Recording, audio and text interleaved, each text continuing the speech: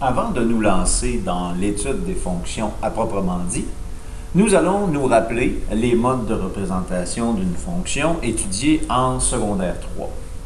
On peut représenter une fonction à l'aide de mots, généralement dans les questions, à l'aide d'une table de valeurs, à l'aide d'un graphique ou à l'aide de sa règle ou de son équation mathématique. Alors, partons de la mise en situation en mots et essayons de dégager les éléments importants pour ensuite passer d'un mode à l'autre. On nous dit, en mots, Alexis économise pour un voyage à Barcelone d'une valeur de 820 $.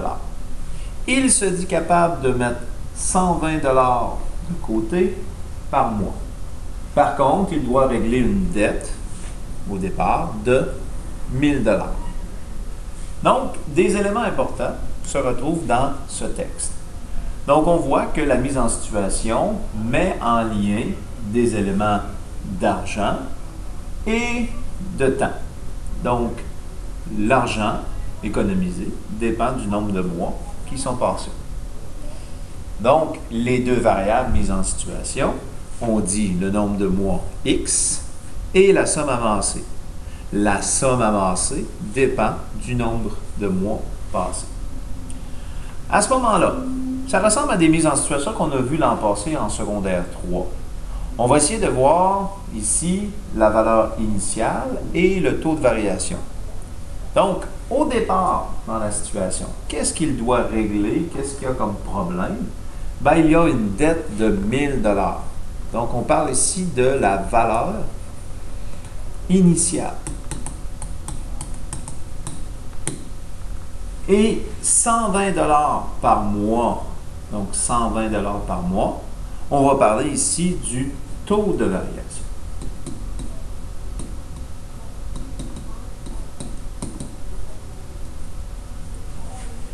Alors, nos deux variables sont identifiées, on reconnaît la valeur initiale et le taux de variation, on peut donc passer à notre table de valeurs. Donc, au départ, quelle est la somme amassée? 1000 $? 1000 $ de dette. Pour exprimer la dette, ce sera moins 1000, la valeur initiale.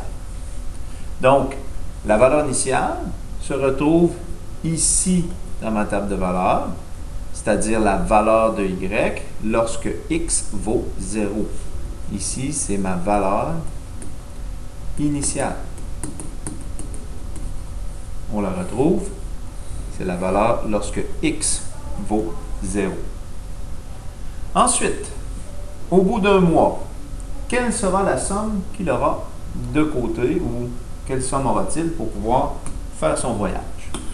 Donc, on a notre 1000 $ de dette au départ, donc 1000 $, et au bout d'un mois, il aura économisé 120, donc plus 120.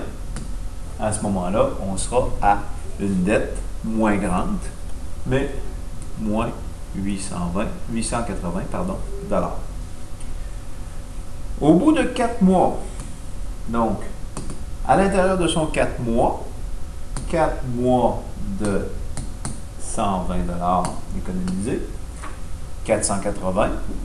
Donc, la dette de 1000 $, la dette de 1000 $,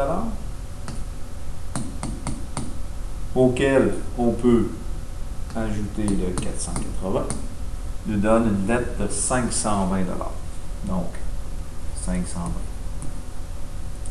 Au bout de 6 mois, donc 6 fois 120, j'ai mon 720 $ d'accumulé.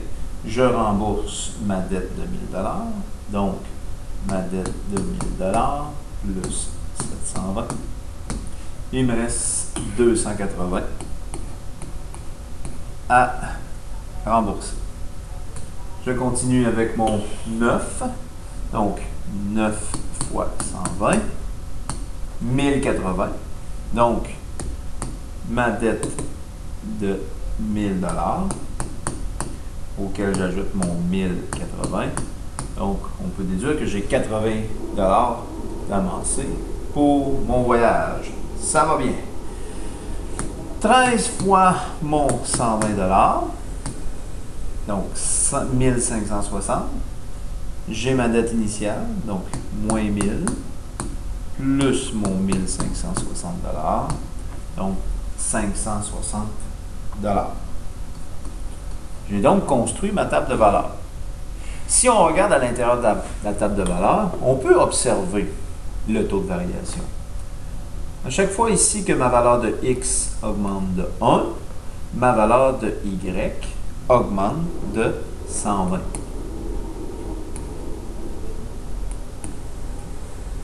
Ici, si je remarque, ma valeur de x a augmenté de 2. Donc ici, je n'augmenterai pas de 120, mais de 2 fois 120 $, donc de plus 240 $. On voit que les taux de variation sont équivalents partout dans ma table de valeur. Alors, lorsque j'ai une valeur initiale et des taux de variation qui sont équivalents partout dans ma table de valeur, on sait que le graphique sera une droite, tel qu'on l'a tracé en secondaire 3. Bon, au niveau de la graduation de ce graphique, pas tout à fait évident. On a notre valeur initiale à 1000, des bonds de 120 à chaque valeur de x. Donc, on pourrait avoir une esquisse du graphique. On va s'habituer à tracer des approximations de graphique dans ce cas-ci, ce qui va être un support suffisant pour la situation. Donc, si on y va par bond de, je vais compter, 1, 2, 3, 4, 5, 6, 7, 8, 9, 10. Donc, on pourrait y aller avec des bonds de 100 sur l'axe des Y. Donc, je ne vais pas tous les écrire. 200, 400, 600, 800 et 1000. On peut faire la même chose par en bas. Oups. Donc, moins 200, moins 600, moins 800, moins... oh, j'ai oublié mon 400, pardon. Donc, moins 400, moins 600, moins 800 et moins 1000, juste ici. Donc, dans mon graphique au départ, je suis à une dette de 1000. Pour pouvoir tracer ma droite, j'ai besoin de 2 points dans mon graphique. Donc, on peut aller voir peut-être aller chercher un point ici, le 9,80. Donc, si je gradue sur mon axe des x par 1, 1, 2, 3, 4, 5, 6, 7, 8, 9. Donc, 2, 4, 6, 8 et 10. Le point 9,80, quand x vaut 9, y vaut 80 ici. Donc, le point 9,80. Le point ici, c'était le point 0, moins 1000. Ce qui fait qu'avec ma règle, je vais pouvoir tracer le graphique qui est représenté par la droite suivante. Donc, ici, mon x, c'est mon nombre de mois. Et mon y qui est ici, c'est ma somme en dollars. Donc, la somme avancée pour le voyage d'Alexis représenterait bien le titre pour mon graphique. Au niveau de la règle, pour terminer, donc lorsque j'ai un graphique, une droite comme ça, la règle aura toujours la forme y égale ax plus b, où a, c'est mon taux de variation,